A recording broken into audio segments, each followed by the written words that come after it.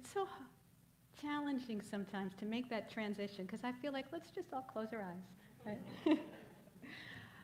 But we are going to move into our lesson, and we're going to be talking about, as we all know, the 4 agreements. So how many of you have been here for the last 2? All right, so I don't have to do a whole lot of recap, but I will a little bit for those of you that weren't here. So the 4 agreements, amazing book. Many of you have read it. Many of you have decided to read it. Many of you are digging it out of your bookshelves and pulling it back again. And so the first week we talked about, what are agreements? The second week we talked about just being impeccable with your word, which is the first agreement. And today we're going to talk about the do's and the don'ts, and I'll get into all of that. So kind of settle in. There's a lot to talk about today. So before I dive into the 4 agreements, I always like to look up what the holidays are for the day. So there's actually 2 fun ones that I pulled out. One is Tug of War Day. I actually thought about, should I bring a rope and divide the room in half, right? Truth, fallacy, fear, faith. I mean, we could have a tug of war. And that kind of feeds into, what we're going to be talking about, because we're constantly a tug of war in our own minds. But the fun holiday, really the fun one, it is Chocolate Mint Day. Chocolate Mint Day. And I meant to grab my Girl Scout Thin Mint cookies that I just bought yesterday. Did a whole talk on my YouTube on Friday about Girl Scout Cookie Weekend, and I didn't have any Girl Scout cookies at the time, but I said, you know what? They're going to be at the supermarkets. You can go buy them. And they were. I went to Planet Fitness, and there they were when I came out. There was the table, but they were in front of the Food Lion. So it wasn't just that they were staked out at Planet Fitness. So you worked hard, and now you get your reward, and you get to have your cookies. But I did. I bought 4 boxes of cookies. If I could only buy 4, that would probably be really good. I could stick to my diet if I only bought 4 cookies. But I bought 4 boxes of cookies, Thin Mints being one of them. So go home today and celebrate Chocolate Thin Mint Day. So anyway, like I said, we're going to be talking about the 4 agreements today. Oh, it does work. I don't have to turn around. I can just do this, and it works. So we talked about, like I said, what are agreements, and we did impeccable word last week. Today, believe it or not, we're going to do 3 agreements because I'm actually not here next Sunday. I'm going to be in Charlotte. So we're going to talk about 3 agreements today, but here's the truth. The first 3 agreements will only really work if we focus on the 4th agreement, which is always do your best. So I am going to start with the 4th agreement. And I found this great quote by Einstein. And he said, "We have to do the best we can. This is our sacred human responsibility." And how perfect with the daily word today. And, doing our best is doing our best not just for ourselves, but it's doing our best for the planet. It is doing our best for our fellow human, man, woman, child, no matter where they are, no matter where they are. And I woke up this morning and once again listening to the news, and I'm thinking there's so many people all over the globe that need our help. Whether it's Ukraine, whether it's Turkey, whether it's, in your own community. Right? So doing our best means really being of service. So let me read some of the cards as well that I brought. So once again, if you are interested in following the 4 agreements, these are a great way to start your day as well. So our best actually is going to change from day to day. So Don Miguel Ruiz says, your best will depend on whether you are refreshed in the morning or tired at night. Your best will be different when you're happy as opposed to upset, or healthy as opposed to sick. Under any circumstances, simply do your best, and you will avoid self-judgment, self-abuse, and regret.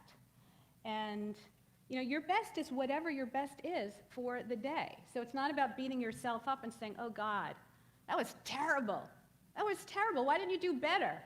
Well, if I could have done better, I would have done better. So if you're always doing your best, you can rest assured that that's going to be the case.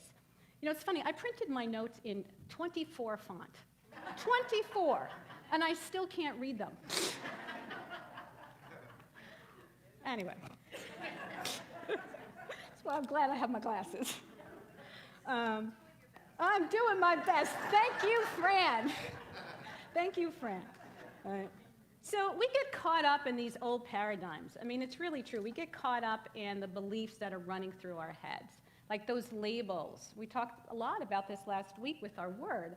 And, we end up wearing these masks, not because we want to hide, but because we bought into an agreement that says, okay, I am timid, I am shy, I'm a doctor, I'm a lawyer, I'm a chemist, I'm a whatever you put after that.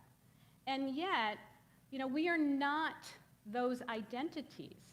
What was the first agreement that we had 2 weeks ago? I agree to be me, right? I agree to be myself. And we're not those labels that we put on ourselves, because we can get really caught up and hurt and damaged, believing that we're not going to get past that. But we are formless. Believe it or not, we are energy. We see form, but we're constantly changing. So, getting caught up in I'm young and I'm beautiful, right? And that's all relative, right? I am young and beautiful if you're 100 years old. But according to my kids, who are only 24, I'm old. I'm old. So, we are pure potential. We are divine beings. And so we need to do our best not to identify with whatever form is right in front of you, whatever form you are in right now. We are not that. Energy is constantly moving through us, and we are divine beings.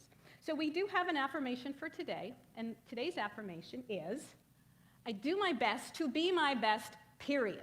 All right? Everyone, I do my best to be my best, period. And please type that into the Facebook. And I really appreciate everybody that did post their comments that were watching. So, and I did my best to reply to everyone, so if I missed you, please don't take it personally. And we're going to talk about that as well. Okay, so there is a story, speaking about, doing your best. It's about doing just what you need to do. No more, no less, to do your best. So there's a story in the book about a guy goes to a Buddhist temple. He goes to the master and he says, how many hours do I need to meditate every day to become enlightened? Right now I'm meditating 2 hours a day. How long will it take me to be enlightened? And so the master says, well, if you're meditating 2 hours a day, it should take you about 10 years to become enlightened. So he thinks about it and he says, well, how long will it take me if I meditate 4 hours a day? And the master thinks about it and says, well, if you meditate 4 hours a day, it'll take you 20 years to be enlightened. And he's like, 20 years? Why is it going to take me twice as long to become enlightened if I'm meditating for twice as long? And the master says, because we were not meant to suffer, right? We are not meant to work harder than we need to work. If you can meditate 2 hours a day, then meditate 2 hours a day. If it only takes you 5 minutes to meditate, then meditate for 5 minutes. Life is meant to be enjoyed. We're not meant to sit on a mountaintop all day, 8 hours, 20 hours a day. And that really hit me, because we think we have to work so hard, right, to do our best. And the truth is, doing your best is really about taking the right action, no more and no less than what we really need to do. So our lesson today, we've got 3 parts of our lesson. So the first one is, you're not a victim, right? You're not a victim, because victims take things personally. You don't, and you won't after today. I assure you, you will do your best not to do that anymore. Right? You will recognize that we are not our thoughts, we are not our beliefs, we are not even our bodies. So you are not a victim. Number 2, so please excuse me, I know there's children in the room today, but there is a very famous quote about assumptions. And, assumptions create drama. They create drama when we make up things, when we, make up our stories about stuff. So curiosity and clarity are the key. That's what prevents what I wrote up there, which I will respectfully not say out loud. So lesson number 3, really, we are living unity principle number 5 here. It's not just about knowing all these principles, it's about living them, it's about practicing them. So of course, the more we practice, the better we're going to be, and we're doing our best every single day. So those are the 3 lessons that I want you to be thinking about as we go through.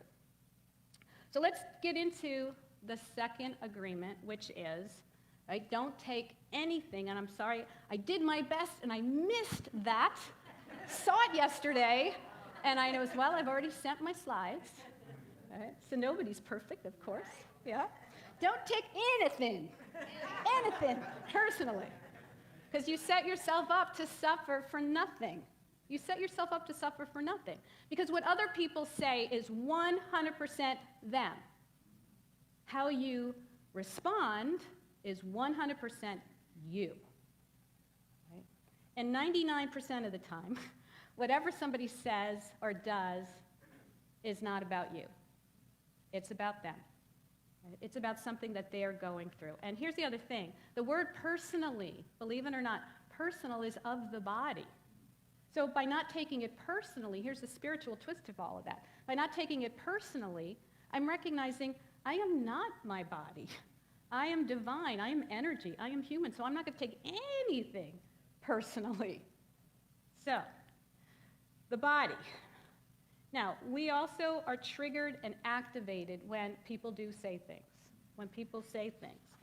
And what is happening is it is activating, triggering something within us that needs attention or needs to be healed. So remember my Brillo story last week? Right? My Brillo story. So when I took that personally, being called Brillo, and spent many years just suffering, right, with my own insecurities, feeling ugly, hating my hair, that was on me. That was on me. You know, as a 12, 14-year-old, however old I was, I didn't know any better. I didn't know the 4 agreements. But what if I had reframed that story to, he thought he was ugly, and so he was projecting his beliefs onto me. Maybe he just didn't like frizzy hair. Maybe, and I don't know if Rich is here today, but I have him to thank for this. He said, well, maybe he was just your typical 12, 14-year-old boy who did not know how to flirt. So that's what he said, right? He called me Brillo affectionately. Think about how many years wasted in suffering, repeating an old story that you took personally. Now, what if you lost your job? And I've lost many jobs. Anybody ever lost a job? Relationship? Woohoo, right? Or your car breaks down. You've got a leak in your house. There are a million things that happen. But we think they happen to us when we take it personally. Right? We make ourselves the victim. Here's that part. We make ourselves the victim. Like, why did that happen to me? Why does this always happen to me? And, we suffer. Another way that we take things personally is when we give up our dreams because somebody else said, oh, you can't do that. Who do you think you are? You think about all the people in the world, the successful people. And you don't even have to know all these famous people. You could be that person sitting here right now who did not let somebody else squelch their dream. But I was thinking about like Sylvester Stallone in the story with Rocky and how so many people said, no, no, no. We'll do your movie, but we're not casting you in the part, even though he wrote it about him and for him. Or J.K. Rowling with the Harry Potter, or what I just heard was Stephen King's story, where he threw his manuscript in the trash because nobody was picking it up. Thank God his wife pulled it out of the trash and sent it in, or we wouldn't be reading all these amazing Stephen King stories. Or my own personal story, but the very first seminar that I ever did many, many, many years ago at the local YMCA, or the local library community room, nobody showed up. Nobody, not one person showed up. And if I had taken that personally and said, I'm not good enough, nobody likes me, nobody wants to hear what I have to say, nobody wants to take any of my courses, and just stopped after one time, I wouldn't be here now. I wouldn't be doing the things that I do. And so just because someone doesn't show up at your party, whatever your pity party is, right? Don't make yourself a victim. Instead, ask yourself, what can I learn from this? How can I grow from this? This experience is for me. It is for my highest and my best. That's one of my mantras that I've used over the years. When I don't understand why something is happening, instead of making it personally, I say, this is happening for a reason. We are always in the right place at the right time. So this is here for me. This is an opportunity to grow. And so for all of you that have ever lost a job, hands up. Did you end up in a better place? Yes. Right? The truth is 9 times out of 10, we do end up in a better place. Spirit has better plans for us.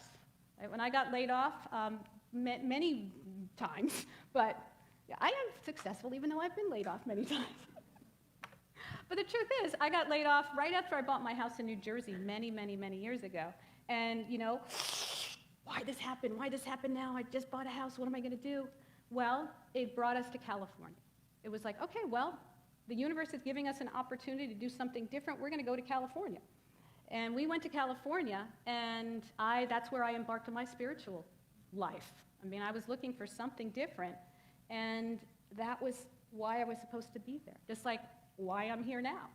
Everything that happens, what we think happens to us, happens for us. Now, I know we shouldn't take all the negative things for, personally, but we should not even take compliments personally. You're like, what?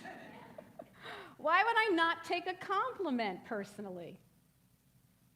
Because then we become a victim to other people's beliefs and ideas and opinions. Because truthfully, your opinion is not my business. Now, please, I'm not saying don't give each other compliments, because those are gifts that we do want to give each other. What I'm saying is don't become addicted to them. Don't feel like if I don't get a compliment or if somebody doesn't tell me something nice, then there must be something wrong. Why didn't I get a compliment? Why didn't they say something positive? Right? Again, that's when we're taking it personally, because we've been conditioned for feedback. Now, feedback is good, right? It is constructive, and it does help us grow. But it's not good when we give other people an authority over us, that I have to have that praise and compliment in order to be good enough to be me. Okay. So let's do our affirmation. Remember what it is? I do my best to be my best, period. Everyone? I do my best to be my best, period. And then end of story. Save that one for the very end, the very last one, end of story. Somebody remind me of that. So there was another quote here. So don't take anything personally. Ignore the opinion of others. Whatever people do, feel, think, or say, don't take it personally. Others are going to have their own opinion according to their own belief system. So whatever they think about you is not about you, it's about them. And just like we don't want to take things personally ourselves as well. It could be harmful to believe your own negative stories. And again, thoughts, beliefs, they're not absolute truth. So we need to release that self-judgment that we have. We need to release that self-judgment. Now, actually, do I have another one? Yes, because I missed reading that other one earlier. See, I am doing my best. So even the opinions you have about yourself are not necessarily true. Therefore, you don't need to take whatever you hear in your mind personally. This one, I think, is one of the most powerful ones, because we do have a lot of self-limiting beliefs about ourselves. We don't want to make ourselves the victim, the judge, and the jury of our own negative thinking. So let's get rid of that one altogether. So not only do I not want to have self-judgment, I also don't want to be full of myself either. Right? I might be all that, but it's only fleeting. Just like our thoughts, think of the clouds. Right? They just float by. We are constantly changing all the time. So if you don't like what's going on up here, change your mind, free your mind, and recognize that I am free to be me in this moment.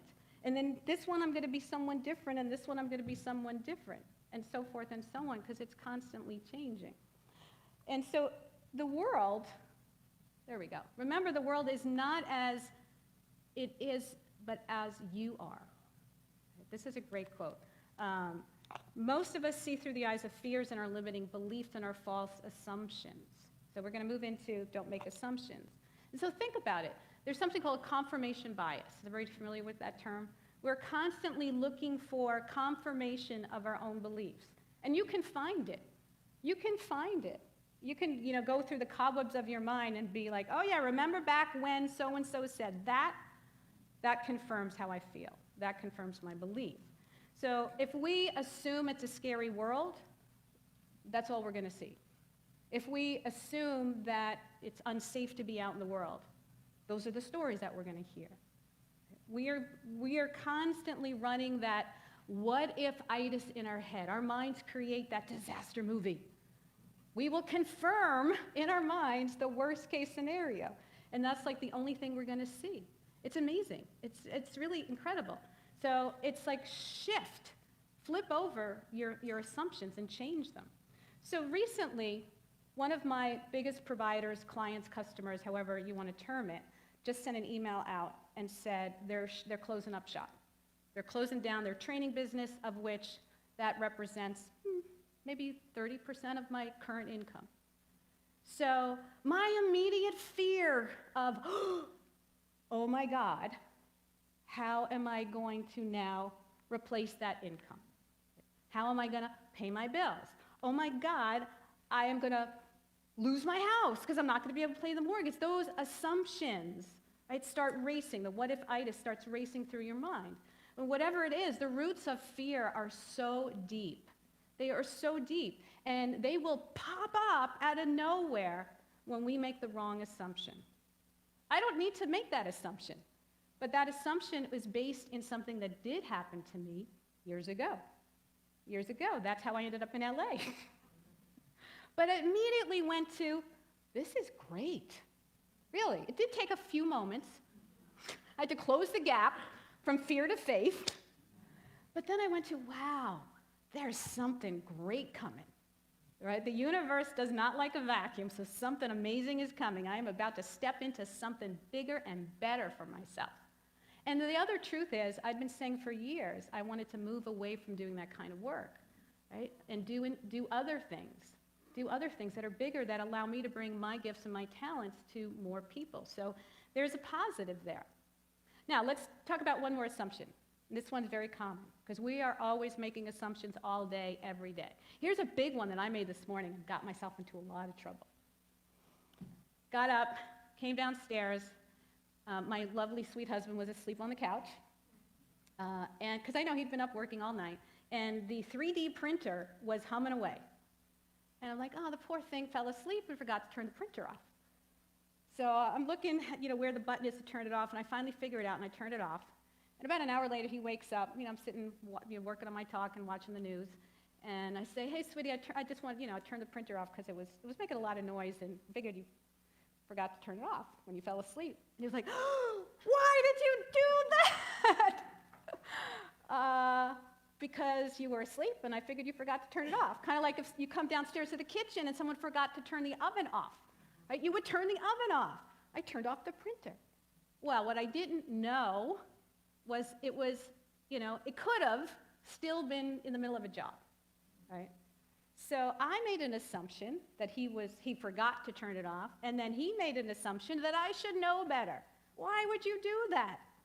Right? Well, I used the word assume, and then I said, thank you, because now you gave me something else to talk about this morning.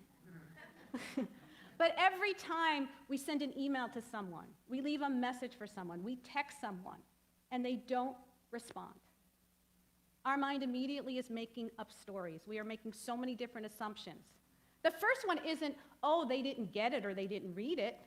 No, the first one is, oh, they're just not interested, right? Or they don't like me, or, you can fill in your own blank. And we've created all this suffering for ourselves because we made the wrong assumption. And as soon as they do email, call, or text and say, I'm so sorry, I was out of town, or I'm so sorry, it was in my spam folder, or I'm so sorry, I was just so busy, I didn't have enough time to respond right away. And then, of course, now we feel really bad about that. Now we take it personally, too. So we're compounding it.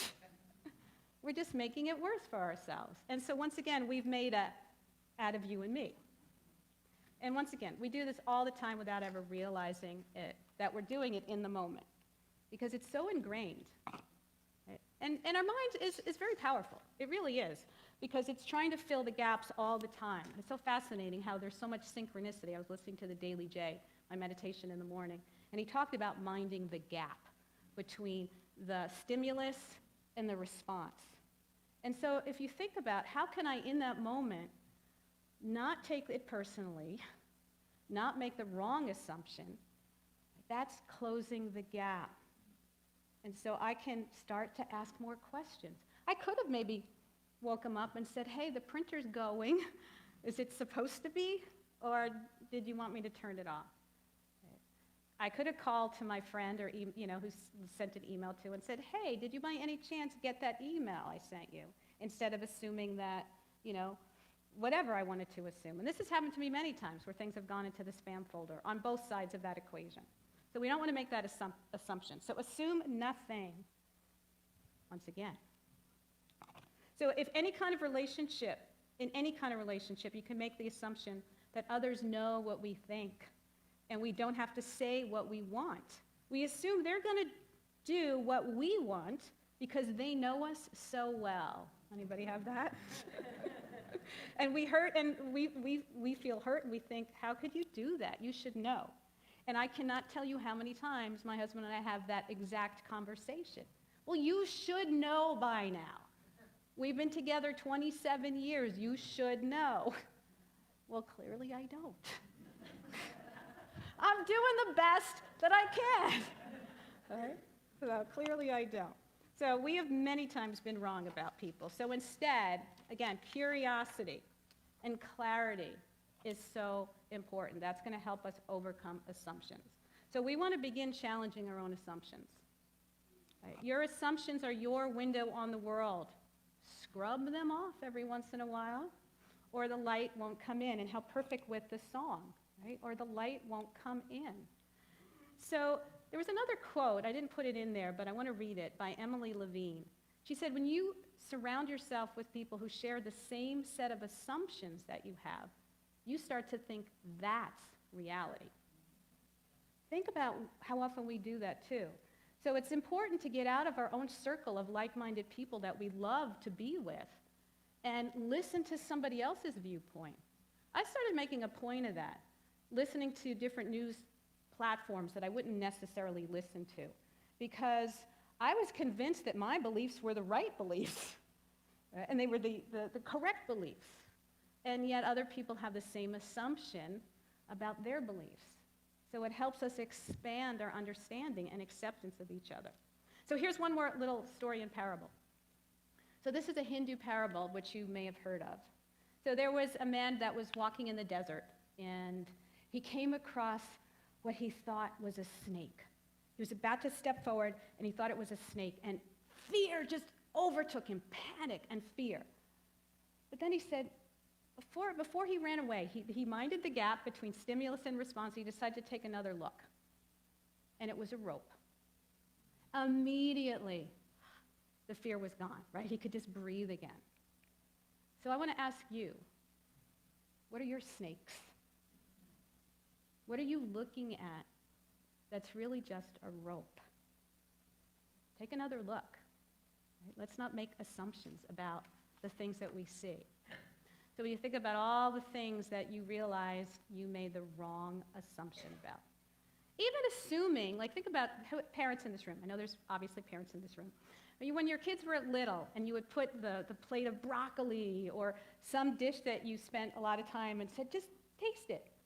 It's good, right? You just taste it. And they're like, ugh, I don't like it. I don't like it. So, but you haven't even tasted it. You're assuming that you're not going to like it.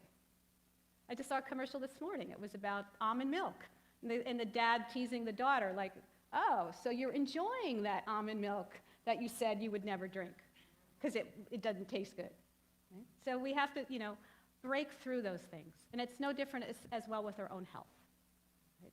Don't assume just because you have a headache that, you have a brain tumor. Or don't assume, right? But our mind takes us there. Our mind takes us there. Right? I woke up the other morning with this weird rash on just 3 of my fingers.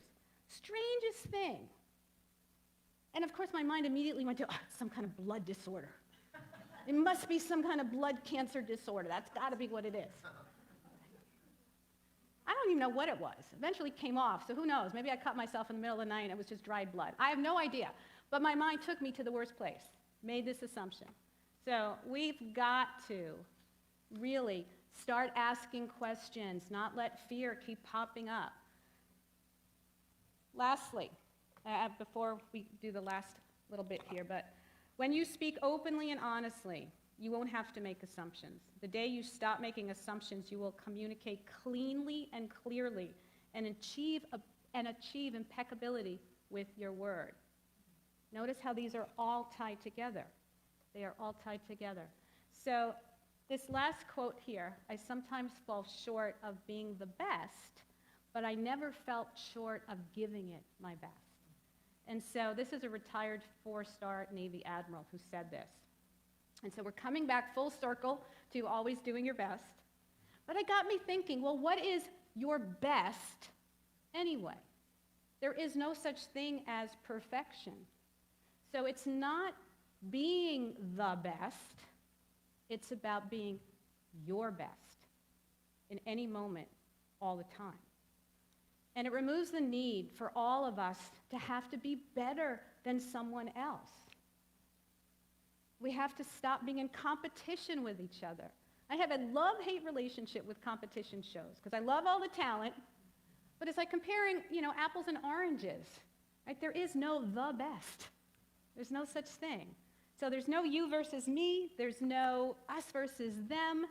Right? I agree to be me, and I am divine, and I am fine. That's right. And so the last card that I will read, and I know I've gone a little bit over, but there's so much to talk about in this book. So the last one here, always do your best. So by doing your best over and over, you can master the art of transformation. By doing your best, the habits of misusing your word, taking things personally, and making assumptions will become weaker and less frequent over time. So, let us finish the 4 agreements with our affirmation. Once again, everybody, I do my best to be my best, period, end of story. Thank you.